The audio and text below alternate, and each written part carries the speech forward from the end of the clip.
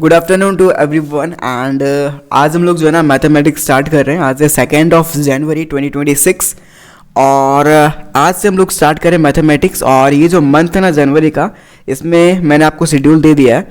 Almost 6 chapter जो है ना हम लोग कवर करने वाले हैं जनवरी में। एंड फरवरी में जितने चैप्टर्स बचेंगे वो सारे चैप्टर्स मैथ्स के वो कंप्लीट कर देंगे, ठीक है। एंड बचेगा हम उसके बाद मार्च एंड अप्रैल एंड फैब में मैं ट्राई करूँगा दैट कि इंग्लिश भी साथ साथ में चलाएं। बट अभी जो है ना इसको करते हैं। और जैसे हम लोग एक और शेड्यूल हो सकता है जनवरी में ही देखने को मिले जिसमें इंग्लिश भी स्टार्ट होंगी, ठीक है, साथ साथ में। मतलब कि दिन में 2 क्लासेस होंगी, ठीक है, मतलब कि 2 घंटे की। बट मैथ्स और इंग्लिश दोनों चलाना बहुत ज़्यादा बेनिफिशियल रहेगा। बट मैं सोच रहा हूँ ना कि जो ये जो जनवरी वाला शेड्यूल है ना, इसमें जितने भी चैप्टर्स हैं वो थोड़ा अटपटा सा है, ठीक है। आपको नहीं पता, आपको शायद इजी लगते होंगे, ठीक है। रियल नंबर्स, पॉलिनोमियल्स जितने भी हैं ये सब आपको इजी लगते होंगे। बट मैंने जिस टाइम पढ़ा था उसमें मुझे अटपटा लगता था। तो मैं इसलिए ना इसको डिटेल में पढ़ाने वाला हूँ एंड आपको अच्छे तरीके से समझ में आएगा, ठीक है।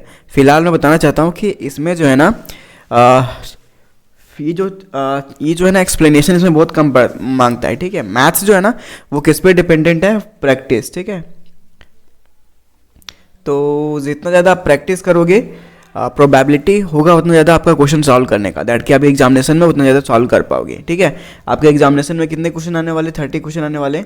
और क्योंकि मैथ्स है तो मैथ्स में नंबर नहीं कटने चाहिए, क्योंकि मैथ्स में नंबर जो है ना इजली 30/30 रखा जा सकता है। आप थ्योरी वाले पोर्शन में चले जाओगे तो वहाँ पर गलत हो सकते हैं। बट आपको जो है ना MCQ मिलेगा तो आप टारगेट रखना दैट कि मैथ्स में मेरे को 30 के 30 लाने हैं, ठीक है। अब 10th स्टैंडर्ड के मैथ्स है तो 30 में 30 लाना कोई मतलब बड़ी बात नहीं होगी, मतलब कि बड़ी मुश्किल के काम नहीं है। आप इसको चाहो तो कर सकते हो अगर आप अच्छे तरीके से प्रैक्टिस करते हो हमारे साथ तो, ठीक है। फिलहाल मैं बताना चाहता हूँ कि जो भी बैच के अंदर है ना सभी लोग ध्यान से ये सारे क्लासेस करेंगे। और मैथ्स है तो मैथ्स को हल्के में मत लेना। और यस, डरना भी नहीं है। जितना ज़्यादा आप दूर भागोगे ना उतना ज़्यादा चीज़ें आपको समझ में नहीं आएंगी। अगर आपको चीज़ें समझ में नहीं आ रही तो उसको रिपीटेडली आप देखा करो। मान लो ये क्लास है, मैं पहला क्लास ले रहा हूँ, ठीक है।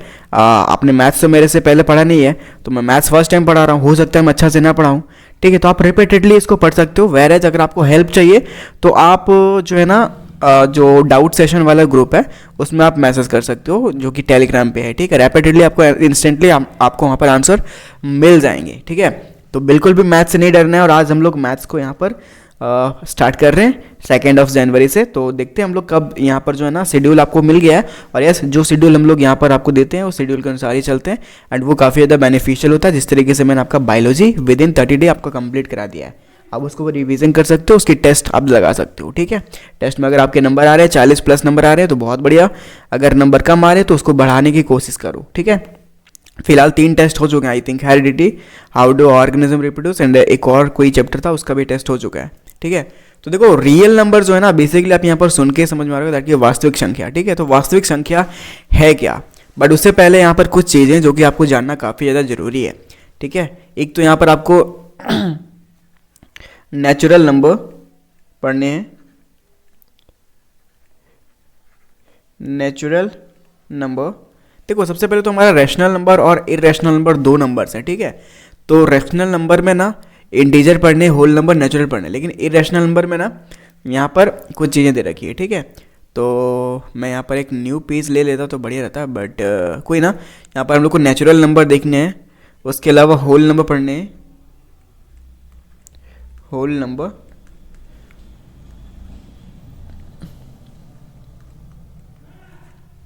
इंटीजर्स को समझने हैं एंड ठीक है। तो ये 3 चीज़ें दे रखी है हमारी रैशनल नंबर में। और इरेशनल नंबर बेसिकली क्या होता है वो मैं आपको यहाँ पर बताने वाला हूँ, ठीक है। तो देखो नेचुरल नंबर जो कहाँ से हम लोग, आपने देखा होगा प्राकृतिक संख्या जो है ना वो बेसिकली कहाँ से स्टार्ट होता है? फर्स्ट से स्टार्ट होता है, ठीक है। मतलब कि काउंटिंग इसकी कहाँ से स्टार्ट होगी? 1 से काउंटिंग स्टार्ट होगी, 1 2 3 4 5। तो ये इस तरीके से हो सकता है कहीं से भी स्टार्ट हो, 1 के बाद 5 भी जाए, 1 के बाद 10 भी जाए, लेकिन वो स्टार्ट कहाँ से होगी? 1 से होगी, ठीक है। तो अगर कोई संख्या है, कोई डिजिट है, वो स्टार्ट हो रही है 1 से तो उसको हम लोग क्या कहते हैं? नेचुरल नंबर, ठीक है। होल नंबर किसको कहते हैं? अगर हम कोई संख्या तो 0 से स्टार्ट हो, ठीक है। 0 1 2 3 4 5 6, ठीक है। तो जो 0 से स्टार्ट होगा उसको होल नंबर कहेंगे और जो 1 से स्टार्ट होगा उसको नेचुरल नंबर कहते हैं, ठीक है। पूर्ण संख्या और प्राकृतिक संख्या मैंने आपको यहाँ पर बता दिया। इंटीजर में आप समझ रहे हो दैट कि आपको वहाँ पर माइनस देखने को मिलेंगे, ठीक है। इंटीजर में -1 हो गया, -10 हो गया, -4 हो गया, -6 हो गया। तो जहाँ पर आपको माइनस दिख जाए वो इंटीजर्स हैं। रैशनल नंबर भी आपको पूछे जा सकते हैं, ठीक है। What is rational number? तो रैशनल नंबर आप समझ लो जो भी पूर्णांक हो, ठीक है। पूर्णांक मतलब कि 2.3/8। उसके अलावा डेसिमल में हो सकता है 0.2। उसके अलावा रैशनल नंबर किस में हो सकता है? डिवाइडेड में हो सकता है 2/2। उसके अलावा 2/4, इस तरीके से। तो इस तरीके के जितने भी डिजिट्स आपको दिखे या जितने भी नंबर्स आपको दिखे उसको आप लोग क्या बोलोगे? Rational number. Whereas irrational number किसको बोलोगे? इरेशनल नंबर अगर आपको पूछ दिया जाए तो इरेशनल नंबर आप किसको बोलोगे? तो इरेशनल हमारा क्या हो गया? जो ईजिली डिवाइड ना हो, ठीक है। तो पाई क्या डिवाइड होता है क्या? नहीं। इसका वैल्यू 22/7 है, ठीक है। पाई का वैल्यू बेसिकली एक तो 22/7 है, मतलब 22/7, और दूसरा वैल्यू क्या है? 3.14। तो ये दो वैल्यूज़ है जो कि पाई का है। तो इसको क्या हम लोग डिवाइड कर सकते हैं क्या? नहीं कर सकते, ठीक है। उसके अलावा √5 को डिवाइड कर सकते हैं क्या? नहीं, ठीक है। √-7 को डिवाइड कर सकते हैं क्या? नहीं। तो इरेशनल हमारा जो है ना, इरेशनल नंबर जो कि ईजिली डिविजिबल ना हो, ठीक है। मतलब कि रूट हो गया, उसके अलावा पाई हो गया, ठीक है, माइनस में रूट हो गया। तो ये सब चीज़ें इरेशनल नंबर है। ये चीज़ें बात जानना बहुत ज़रूरी है और ये सब चीज़ें रिवाइज करना भी काफ़ी ज़रूरी है, क्योंकि एग्जामिनेशन में यहाँ से भी क्वेश्चन आ रखे हैं। मैं आपको PYQ भी जब रिवाइज कराऊंगा, जब एग्जामिनेशन के 1 मंथ पहले क्रैश कोर्स चलेगा ना, तो वहाँ पर मैथ के भी प्रैक्टिस होंगे, और मैथ के प्रैक्टिस होंगे तो मैथ के भी पेपर आपको देखने को मिलेंगे। 10-12 सेट में आपको कराऊंगा सॉल्व, जो कि मिक्सअप टाइप के रहेंगे, ठीक है। बहुत ज़्यादा हेल्प करेंगे वो क्रैश कोर्स आपको at the time of examination. फिलहाल ये सारी चीज़ें याद रखना। नेचुरल नंबर 1 से स्टार्ट होता है, होल नंबर 0 से स्टार्ट होता है, इंटीजर माइनस से स्टार्ट होता है, रैशनल नंबर डेसिमल में होता है, उसके अलावा पूर्णांक में होता है, उसके अलावा डिवाइडेड होता है, ठीक है, मतलब डिवीजन में होता है, जैसे कि 1/2, 2/4, इस तरीके से। इरेशनल नंबर हमारा जो है इजीली डिविजिबल नहीं होता, मतलब कि बिल्कुल भी ना कभी डिवाइड नहीं होता। जैसे कि पाई हो गया, पाई को डिवाइड कर सकते हैं? नहीं। √5 को डिवाइड कर सकते हैं क्या? नहीं। -√7 को डिवाइड कर सकते हैं क्या? नहीं। तो ये सब चीज़ें जो है ना इरेशनल नंबर है, ठीक है। तो दिस इज द थिंग जो कि आपको चीज़ें आपको यहाँ पर याद रखनी है एंड ये सब चीज़ें रिवाइज करनी है। यहाँ पर आप देखो ध्यान से, तो नेचुरल नंबर का डेफिनेशन देखो ना, काउंटिंग नंबर स्टार्टिंग फ्रॉम 1, ठीक है, जिसका काउंटिंग 1 से स्टार्ट होता है। नेचुरल नंबर उसको कहते हैं, जैसे कि 1, 2, 3, 10, 20, 30, इस तरीके से। वेयर इज होल नंबर क्या होता है? नेचुरल नंबर इंक्लूडिंग 0, ठीक है। मतलब कि नेचुरल नंबर के साथ अगर 0 यहाँ पर है, 0 से स्टार्ट होता है, तो उसको क्या कहते हैं हम लोग? Whole number. 0, 4, 2, 4, 25, इस तरीके से। उसके अलावा इंटीजर जो नेगेटिव से स्टार्ट हो या फिर 0, ठीक है, नेगेटिव 0 एंड पॉजिटिव नंबर, ठीक है, उसको क्या कहते हैं? इंटीजर, ठीक है। तो नेगेटिव भी है, -3 है, 0 भी है और 7 भी है। तो 0 भी है और 7 भी है, तो यहाँ पर तीनों चीज़ें यहाँ रखी है, नेगेटिव, 0 एंड पॉजिटिव नंबर, तो उसको क्या कहते हैं? Integer. Where is rational number, तो number expressible as P/Q। P/Q मतलब क्या हो गया? जो P/Q के फॉर्म में लिखा जाए, जैसे कि 1/2, 2/5, ठीक है, उसके अलावा 2.2/4, ठीक है। तो ये सब चीज़ें क्या है? P/Q के फॉर्म में। Q is not equal to 0 इस फॉर्म में नहीं रहनी चाहिए, ठीक है। तो 1/2, -3/5, 0.25, ये सब क्या है हमारा? Rational number. इरेशनल नंबर क्या है? Non terminating, non repeating decimal, ठीक है। तो नॉन टर्मिनेटिंग जो कभी टर्मिनेट नहीं किया जा सकता, मतलब कि कभी इसको काटा ना जा सके, जैसे कि √2, √3, पाई, तो ये सब नॉन टर्मिनेटिंग में आता है, ठीक है। नॉन टर्मिनेटिंग मतलब क्या हो गया? 0.111111 चलते जा रहा है, ठीक है। 0.1255555 मतलब कि असंख्य तक चलते जा रहा है, ठीक है, मतलब कि कभी जाके ख़त्म ही नहीं हो रहा है। तो ये सब नंबर कौन होता है? √2, √3, पाई, राइट। उसके अलावा रियल नंबर जिसमें सभी संख्या है, ठीक है। तो ये सब चीज़ें आई होप आपको समझ में आ गया होगा एंड आपने पहले भी पढ़ा होगा। अगर आपको रिवाइज करना है तो आप ये नोट्स भी आपको मिल जाएगा नोट सेक्शन में, जहाँ से आप रिवाइज कर पाओगे, ठीक है। तो मैथ्स का ये जो ना रियल नंबर का बेसिक चीज़ें था जो कि मैंने आपको बता दिया। अब आपको यहाँ पर ये 4 चीज़ें पढ़नी जो कि आपके एग्जाम आपके सिलेबस में है, मतलब कि रियल नंबर के जो चैप्टर है इसमें 4 ही चीज़ें पढ़नी है। Euclid division lemma, Euclid division algorithm, उसके अलावा फंडामेंटल थ्योरम ऑफ अरिथमेटिक और फाइंडिंग HCF एंड LCM, ठीक है। बट आपका जो क्वेश्चन जो है ना वो आपके एग्जामिनेशन में, क्योंकि आपका एग्जामिनेशन MCQ बेस्ड है, ठीक है, बट ये जो तीनों है ना 1, 2, 3 ये थ्योरी बेस्ड टॉपिक्स है, ठीक है, मतलब थ्योरी बेस्ड है। एंड यहाँ पर भी MCQ इससे भी बन सकते हैं, जनरेट हो सकते हैं, ठीक है। सारी चीज़ें MCQ ईजिली जनरेट किया जा सकता है, ठीक है।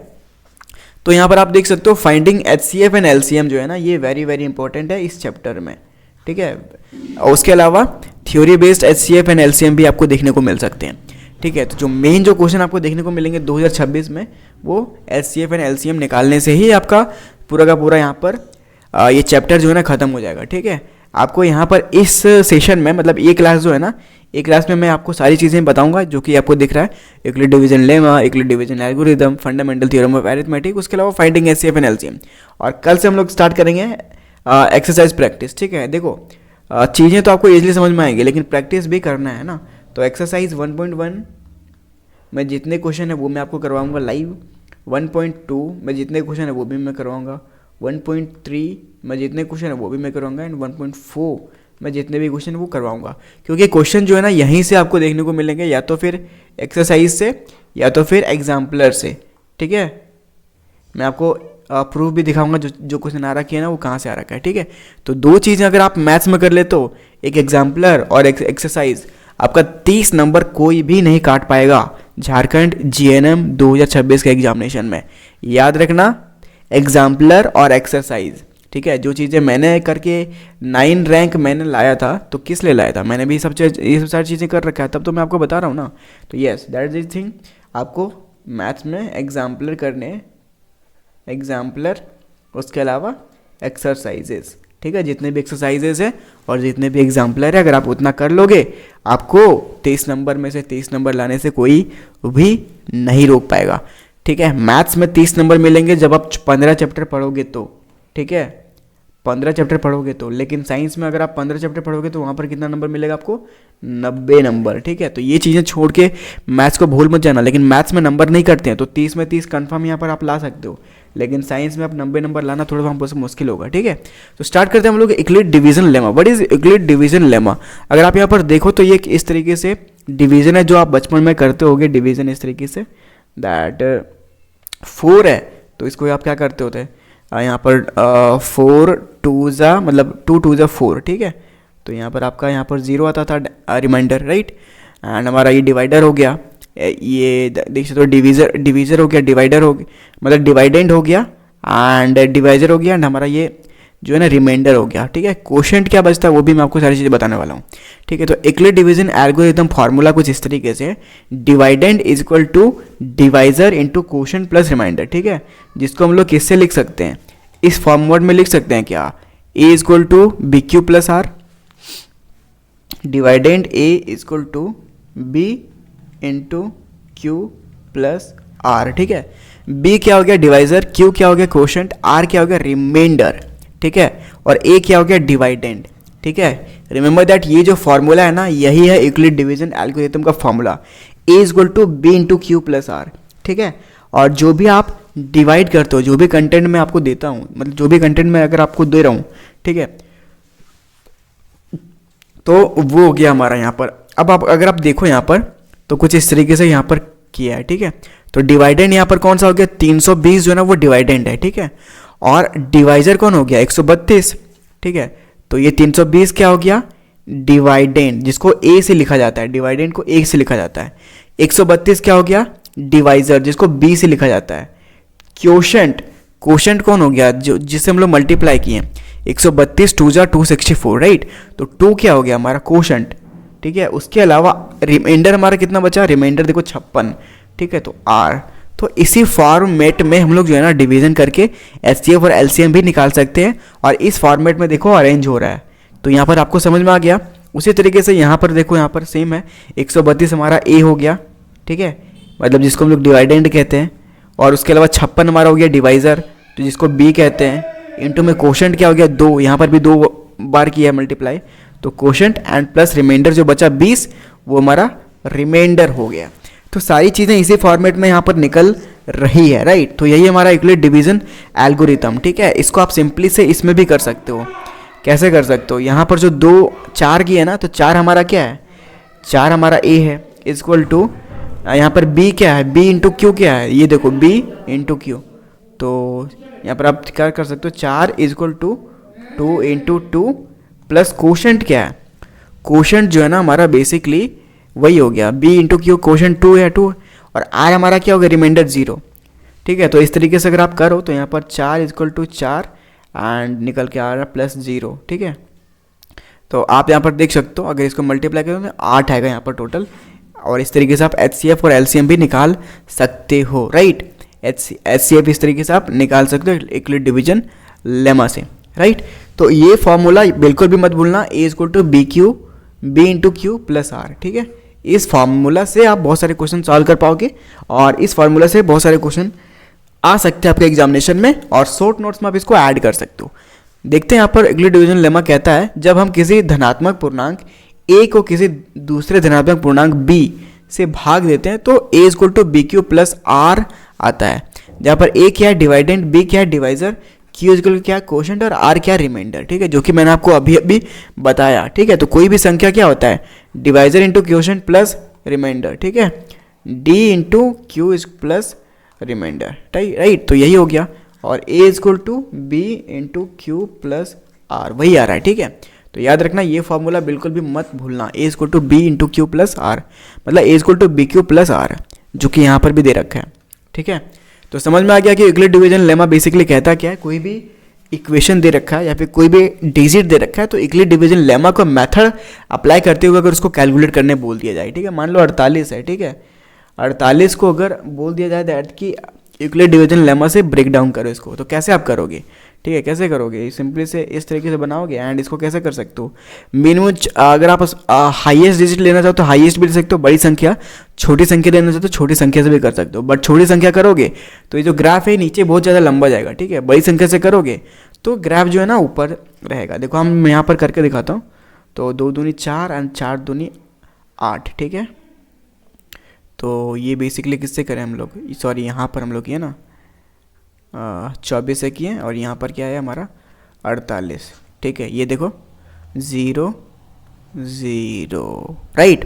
तो हमारा यहाँ पर क्या हो गया, a क्या हो गया, a हो गया 2, b हमारा क्या हो गया, b हमारा बेसिकली क्या था डिवाइजर, तो 24 हो गया b, q क्या हो गया कोशेंट, ठीक है, जो कि भागफल है, ठीक है। तो q भागफल हमारा यहाँ पर क्या बन रहा था, कोशेंट हमारा बन रहा था दैट इज, हाँ कोशेंट भी हमारा, सॉरी फॉर दैट, ओके यहाँ पर मैंने गलत लिखी है थोड़ी सी, b जो है ना 24 नहीं है, ठीक है। डिवाइजर जो हमारा वो तो 2 से किए थे ना, तो 2 हमारा, मैं इसको मिटा देता हूँ, फिर से लिख देता हूँ, ठीक है। तो जो मैंने ऊपर जो मैंने इक्वेशन दे रखा है 48 को, तो उसमें a बेसिकली क्या है, देखो a बेसिकली क्या है हमारा, मेन जो है हमारा डिवाइडेंट, तो a हमारा क्या है 48, ठीक है। b क्या है डिवाइडर, तो 2 हो गया, ठीक है। q देखो ये 2 है, ये जो 2 है वो हमारा क्या हो गया डिवाइजर, a क्या हो गया डिवाइडेंट 48, q जो कि क्वोशेंट है, तो क्वोशेंट हमारा क्या हो गया 24, जो कि भागफल बचा हुआ अभी भी, और r क्या रिमाइंडर हमारा 0 है, ठीक है। तो यहाँ पर आप देख सकते हो, अगर आप इसको इस फॉर्म में लिखो, a equal to B Q plus R form में लिखो, तो a बेसिकली क्या हो गया 48 and equal to B Q 2 into 24 plus R, तो 48 इक्वल टू 48 प्लस आर, तो r इक्वल टू 48 एंड इधर मल्टीप्लाई में, तो इधर डिवीजन में जाएगा ना, तो डिवीजन में जाएगा तो हमारा यहाँ पर 0 आ गया, राइट। तो इस तरीके से r भी यहाँ पर 0 आ रखा है, और यहाँ पर भी r हमारा 0 आ रखा है, मतलब कि हम लोग यूक्लिड डिवीजन लेमा को फॉलो करते हुए इसको आप इजीली इसको कोई भी डिजिट दिया हुआ है, कोई भी HCF दिया हुआ है, इसको आप इजीली आप ब्रेक डाउन कर सकते हो, निकाल सकते हो, ठीक है। वही चीज़ें यहाँ पर भी दे रखा है, a दे रखा है 23 और b दे रखा 5, ठीक है। मतलब कि 23 को 5 से डिवाइड, 23 को यहाँ पर डिवाइड करना है 5 से, ठीक है। तो यहाँ पर करते हैं, तो यहाँ पर 5 चौका 20, ठीक है, कट गया 3 एंड फिर डेसिमल करके हम लोग 0 ले सकते हैं, 4.6 30, ठीक है। यहाँ पर कट गया 0 आ गया, ठीक है। तो यहाँ पर आप देख सकते हो b जो हमारा ना वो 5 आया है, 23 है, और q जो है ना हमारा 4.6 है, तो 4 इसको लिया गया है, ठीक है। उसके अलावा रिमाइंडर जो है ना यहाँ पर 3 बोला जा रहा है, ठीक है। तो या तो 0 आएगा या तो फिर 3 आएगा, तो हम लोग यहाँ पर जो है ना 3, अगर आप यहाँ पर देखो मैंने आगे बढ़ा दिया, ठीक है। अगर मैं इसको आगे ना बढ़ा के इतना ही छोड़ दूँ, ठीक है, अगर मैं डेसिमल लेके आगे ना बढ़ाऊँ, बस इतना ही छोड़ दूँ, तो देखो आपके सामने वही चीज़ यहाँ रखी है। देखो मैंने वही करा ना, तो a इक्वल टू यहाँ पर 23 है, b इक्वल टू 5 निकल के आ गया, q निकल के आ गया 4, और रिमाइंडर कितना निकल के आ गया 3, जो कि यहाँ पर आप देख सकते हो। तो बस जो भी इक्वेशन आपको दिया जाए, मान लो यही क्वेश्चन दे दिया जाए एग्जाम में, कि एग्जाम में आपको दे दिया गया क्वेश्चन करके दे दैट कि a equal to 23, b equal to 5, तो यहाँ पर आपका जो रिमाइंडर है वो कितना आएगा, आपको ऑप्शन दे रखे 4 ऑप्शन, ठीक है। तो रिमाइंडर आप यहाँ पर देख सकते हो 4 आया हुआ है, तो यही आपको वहाँ पर निकालने होंगे। तो यूक्लिड डिवीजन लेमा को फॉलो करते हुए किस तरीके से आप ये क्वेश्चन को सॉल्व करना है वो आपको चीज़ें समझ में आ रही होगी, ठीक है। एक चीज़ें और आपको की पॉइंट याद रखना है दैट कि रिमाइंडर जो है ना कभी भी डिवाइजर से बड़ा नहीं होगा। डिवाइजर देख सकते हो ये हमारा 5 है, ठीक है, लेकिन 5 से बड़ा है क्या 3? नहीं, 5 के बराबर होगा या फिर 5 से छोटा ही होगा। तो ये हो गया Euclid division lemma. I hope आपको समझ में आ गया होगा। इसके क्वेश्चन में जब आगे चैप्टर के क्वेश्चन सॉल्व करेंगे ना, वहाँ पर आपको समझ में आएगा पूरी तरीके से, ठीक है। अब देखो यूक्लिड डिवीजन एल्गोरिथम बेसिकली है क्या, तो यूक्लिड डिवीजन एल्गोरिथम एक स्टेप बाय स्टेप मेथड है जिसका उपयोग हम HCF निकालने के लिए करते हैं, ठीक है। यह यूक्लिड डिवीजन लेमा पर बेस्ड है, जो कि a equal to B Q plus R पर बेस्ड है, ठीक है। और ये जो है ना 0 is less than equal to remainder, और remainder is less than equal to divisor, ठीक है। देखो r क्या है, रिमाइंडर है, b क्या है, डिवाइजर है, तो r जो है ना हमेशा लेस देन होता है डिवाइजर से, ठीक है। इसीलिए ले रखा है कि 0 इज लेस देन और इक्वल टू रिमाइंडर, और remainder is always less than divisor, ठीक है। तो ये जो इक्वेशन मैंने आपको पहले बताया उसी पर बेस्ड है मतलब यूक्लिड डिवीजन एल्गोरिथम, ठीक है। तो एल्गोरिथम कहता है, क्या कहता है, बड़े नंबर को छोटे नंबर से डिवाइड करो, ठीक है। जो भी बड़े नंबर है उसको छोटे नंबर से डिवाइड करो, जो रिमाइंडर आए उसे अगला डिवाइजर बना दो, ठीक है। जो रिमाइंडर आए जिस तरीके से यहाँ पर रिमाइंडर आ रखा था 3, ठीक है, तो इसको अगला डिवाइजर बना के हम लोग यहाँ पर बना सकते हैं, आगे बढ़ा सकते हैं इसको, ठीक है। यह प्रोसेस तब तक रिपीट करो जब तक रिमाइंडर 0 ना आ जाए, ठीक है। समझ में आ गया कि last non zero remainder equal to HCF। जो नॉन जीरो रिमाइंडर जो बचेगा ना, जिसका रिमाइंडर 0 रहेगा, उसका वही कहलाएगा हमारा HCF। तो इस तरीके से भी HCF निकाल सकते हैं यूक्लिड डिवीजन एल्गोरिथम को फॉलो करते हुए। एग्जामिनेशन में यहाँ से भी क्वेश्चन आ रखे हैं। इसके क्वेश्चन जब मैं चैप्टर करवाऊंगा ना, एक्सरसाइज 1.1, 1.2, 1.3, तो उधर आपको दिखेगा, तो वहाँ पर और अच्छे से समझ में आएगा। यहाँ पर आप सिंपली से समझ लो A equal to B Q plus R, where A equal to dividend, B equal to divisor, Q equal to quotient and R equal to remainder, right. यहाँ पर एग्जाम्पल दे रखा है समझने के लिए, देख सकते हो। फाइंड HCF ऑफ 135 एंड 25, ठीक है। ये ऑलरेडी यहाँ पर आप देख सकते हो 135 का HCF निकाला, 25 इंटू 5 प्लस 10, ठीक है। ये जो है ना A equal to B Q plus R के फॉर्मूला, यही फॉर्मूला पर बेस्ड है ना। A क्या है 135, B क्या है 25, Q क्या है 5, और क्या है 10, क्या है बेसिकली ये हमारा क्या हो गया, दैट इज हमारा क्या, रिमाइंडर, ठीक है। तो यहाँ पर मैं सिंपली से 135 एंड 25 को करके दिखाता हूँ, ठीक है। तो 135 को हम लोग ले लेते हैं, सॉरी मैं इसको चेंज करता हूँ कलर, तो कलर चेंजिंग काफ़ी ज़्यादा ज़रूरी है ताकि आपको सारी चीज़ समझ में आए, ठीक है। ओके, तो मैं यहाँ पर करके दिखाता हूँ चीज़ें। तो हमारा 135 हमारा क्या है, डिवाइडेंड, ठीक है, ठीक है। और ये हमारा 25 डिवाइज़र, ठीक है। तो 25 कितना हो गया, 25 चौके 100, 25 25 125, ठीक है। तो 5 में 5 0 एंड 3 में 2 1 एंड 1, ठीक है। एंड ये हमारा 5 हो गया। तो अब आप यहाँ पर देख सकते हो क्लियरली, वो सारी चीज़ें यहाँ पर क्लियरली दे रखी है जो कि मैंने अभी पहले बताया, ठीक है। तो यहाँ पर आप इससे आप क्लियरली क्या कर सकते हो, सिंपली देखो A is equal to B Q plus R. A क्या है 135 इज इक्वल टू B क्या है 25, क्वेश्चन क्या है 5 है। ये जो नहीं है डॉट है ना, मतलब इसमें कुछ भी नहीं, मतलब ये मल्टीप्लाई है, ठीक है। क्वेश्चन क्या है 5 है, प्लस आर क्या रिमाइंडर है, तो रिमाइंडर हमारा क्या है 10 है, ठीक है।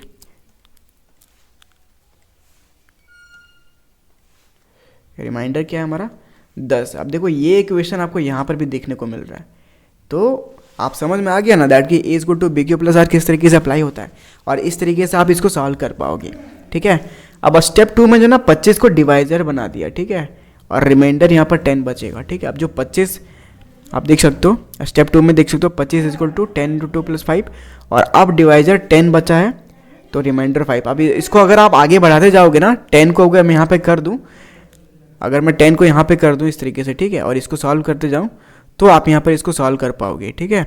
इस आगे इसको करते जाना है। अगर आप इसको आगे करते जाओगे तो लास्ट में जहाँ पर 0 बचेगा रिमाइंडर, वहाँ पर आपका जो है ना HCF निकल के आएगा, ठीक है। तो यहाँ पर आप देख सकते हो जब रिमाइंडर 0 आ जाए तो रुक जाना आपको, ठीक है। रिमाइंडर जब तक 0 नहीं आना। यहाँ पर आप 10 है, लेकिन अगर आप इसको बढ़ाओगे तो कर पाओगे।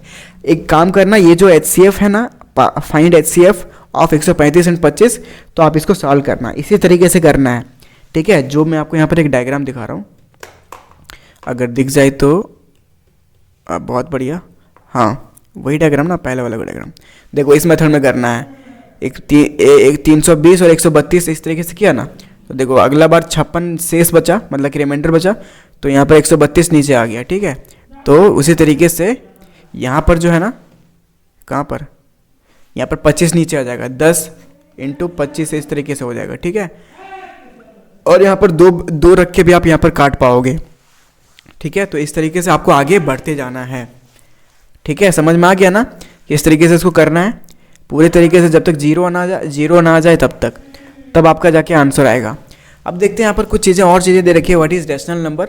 रैशनल नंबर अभी मैंने आपको बता दिया, that is P by Q के फॉर्म में नहीं लिख सकते हैं। देखो यूक्लिड डिवीजन लेमा जो है ना, इसी यही डायग्राम सब समझ जाओगे। ये जो डायग्राम है ना, इसी से समझ में आ जाएगा। अगर आपको कोई डाउट रहेगा इसमें तो आप बताना प्लीज़। मैंने सारी चीज़ें एक्सप्लेन कर दी यूक्लिड डिवीजन लेमा में। अब आगे की ओर बढ़ते, क्योंकि सेशन जो है ना बहुत ज़्यादा लंबा जा रहा है। फिर बोल रहा है what is rational number. Rational number basically है क्या, तो रैशनल वह संख्या जिसमें पी बाई क्यू के फॉर्म में लिख सकते हैं, ठीक है। पी और क्यू पूर्णांक इंटीजर हो, q is not equal to 0, हर डेनोमिनेटर 0 नहीं हो सकता। तो rational number p by Q के फॉर्म में, मतलब कि 1/2, 2/4, 5/10, तो इस फॉर्म में जितने भी रहते हैं ना, उसको क्या कहते हैं, रैशनल नंबर। सिंपल वर्ड में जो फ्रैक्शन में लिखी जा सके वह रैशनल होती है, ठीक है। According to Euclid division lemma for 2 positive integer b the correct relation is, तो करेक्ट रिलेशन क्या है, a is equal to B Q plus R, ठीक है। तो हमारा ऑप्शन नंबर सी जो है ना, उसमें यहाँ पर दे रखा है, ठीक है। ये चीज़ें गलत है, इसको इग्नोर करना, ठीक है। A is equal to B Q plus R है यहाँ पर हमारा क्या है, यूक्लिड डिवीजन का करेक्ट रिलेशन। फिर in Euclid division lemma the remainder are always satisfies, ठीक है। तो आर जो है ना, या तो डिवाइजर से कम होगा या तो फिर उसके बराबर होगा, ठीक है। तो 0 इज लेस देन और इक्वल टू बी, मतलब सॉरी 0 इज लेस देन और इक्वल टू रिमाइंडर, और remainder is always less than divisor, ठीक है। डिवाइजर क्या है, b है, डिवाइडर क्या है, a है ना। तो ये वाला सेटिस्फाई करता है Euclid division lemma, remainder are always satisfy, ये वाला इक्वेशन को सेटिस्फाई करता है। मैंने अभी इसको डिटेल में आपको बताया दैट कि आर जो है ना, डिवाइजर से कभी भी बड़ा नहीं हो सकता, ठीक है, उसी से छोटा ही रहेगा, ठीक है। और क्वेश्चन है, if A number 23 is divided bye 5 which of the following correctly represent Euclid division, ठीक है। तो नंबर 23 जो है ना, इसको डिवाइड किससे किया गया, 5 से, तो 5 चौका 20, ठीक है, काट दो, एंड 3 हमारा क्या बच गया, दैट इज हमारा 3 हमारा क्या है, रिमाइंडर, 3 हमारा क्या है, रिमाइंडर करेक्टली। तो यहाँ पर आप देख सकते हो किस तरीके से कर सकते हैं, a is equal to B Q plus R. इस फॉर्म में अगर आप लोग लिखते हैं तो a हमारा क्या हो गया, a हमारा हो गया 23 is equal to B Q 5 क्या हो गया, b हो गया, q क्या हो गया, 4 हो गया, ठीक है, प्लस r क्या हो गया, 3। तो 5 4 3 कहाँ पर देख रहा है, 5 4 3 यहाँ पर आपको देखने को मिल रहा है ऑप्शन नंबर बी में। ऑप्शन नंबर बी यहाँ पर जो है ना करेक्ट हो जाएगा, राइट। समझ में आ गया किस तरीके से मैंने यहाँ पर करा, वही बी क्यू प्लस आर वाले फॉर्म में। फिर दे रखा है which of the following can not be the remainder when a number is divided by 7, ठीक है। बोल रखा है ना कि इनमें से which of the following can not be a remainder when a number is divided by 7। कोई नंबर है, अगर हम लोग उसको डिवाइड करेंगे तो इनमें से कौन सा रिमाइंडर नहीं हो सकता, 0 हो सकता है क्या। अगर 7 से डिवाइड करे कोई भी नंबर है, ठीक है, मान लो x नंबर है, ठीक है, तो जो रिमाइंडर यहाँ पर बचेगा, यहाँ पर जो रिमाइंडर बचेगा, या तो वो 0 से ग्रेटर देन और इक्वल टू रिमाइंडर होगा, या फिर remainder always less than divisor, ठीक है। तो हमेशा 0 से 7 से कम होगा। तो यहाँ पर आप देख सकते हो 3 भी दे रखा है, 6 भी दे रखा है, 0 भी दे रखा है, 7 भी दे रखा है, ठीक है।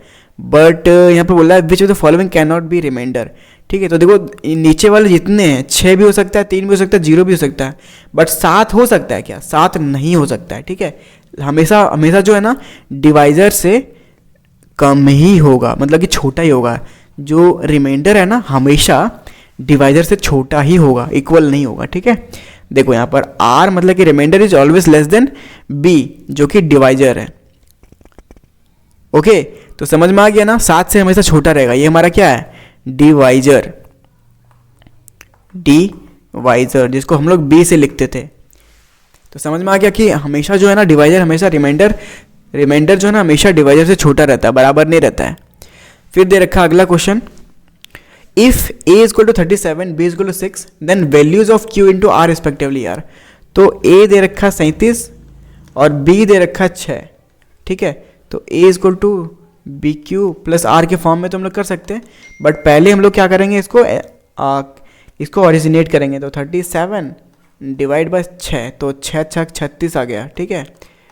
तो यहाँ पर 1 बचा, ठीक है, 6 1, ठीक है। तो हमारा q क्या हो गया 6 और r क्या हो गया 1, ठीक है। समझ में आ गया ना। यहाँ पर आप देख सकते हो q जो है ना यहाँ पर 6 निकला, कोशेंट 6 निकला, रिमाइंडर हमारा यहाँ पर एक निकला। तो इस तरीके से आप यहाँ पर आप देख सकते हो, निकाल सकते हो इसको। यही सब चीज़ें आपको एग्जामिनेशन में पूछी जाएंगी, ठीक है, और कोई चीज़ें नहीं है। तो ये हमारा हो गया क्या कहते हैं, यूक्लिड डिवीजन लेमा, ठीक है। तो मैंने यहाँ पर 4 में से 2 चीज़ें बता रखी है। और फंडामेंटल थ्योरम ऑफ अरिथमेटिक ये थ्योरी बेस्ड है, तो इसको पढ़ना नहीं है। तो आज का क्लास जो है यहाँ पर ख़त्म होता है। सारी चीज़ें मैंने आपको बता दिया, यूक्लिड डिवीजन लेमा कैसे अप्लाई होता है, यूक्लिड डिवीजन एल्गोरिथम कैसे अप्लाई होता है, उसके 2 चीज़ें मैंने आपको बता दिया कैसे अप्लाई होता है और कैसे क्या करता है, उसके कुछ क्वेश्चन भी करवा दिए, ठीक है। फंडामेंटल थ्योरम ऑफ अरिथमेटिक जो है ना ये थ्योरी बेस्ड है, मतलब कि आपके क्लास 10th के मैथ में बोर्ड में आते हैं, ठीक है, जेसीसी में नहीं पूछे जाते हैं। फाइंडिंग एचसीएफ एंड एलसीएम बचा, ठीक है। तो एचसीएफ एंड एलसीएम आप जो है ना घर से पढ़ के आओगे। कल जब मैं क्लास करवाऊंगा एक्सरसाइज 1.1 कल करवाऊंगा ना, तो उस टाइम पे आपको मदद मिलेगा बहुत ज़्यादा, ठीक है। तो आप आज यूट्यूब से देखना फाइंडिंग एचसीएफ एंड एलसीएम, बाकी कल के क्लास में हम लोग मिलेंगे। समझ में आ गया होगा सारी चीज़ें। अगर इसको नोट्स अगर आपको पाना है तो नोट्स आपको ना ऐप के अंदर मिल जाएगा, तो जाके नोट्स जरूर से देख लेना, ठीक है। बाकी आज का क्लास यहाँ पर खत्म होता है। आज है 2 जनवरी, ठीक है। तो कल से हम लोग 1.1 स्टार्ट करेंगे एक्सरसाइज एंड उसके सारे क्वेश्चन सॉल्व करेंगे आपके सामने, और सारी चीज़ें मैं आप ट्रिक बाई ट्रिक बताऊंगा। ऐसे नहीं कि भाई बोरिंग तरीके से बता रहा हूँ। जो चीज़ें मैंने आपको बताई आई होप आपको समझ में आ गया होगा अच्छे तरीके से, ठीक है। बाकी मिलते हैं अगले क्लास में। Thank you for watching everyone, have a nice day, keep studying.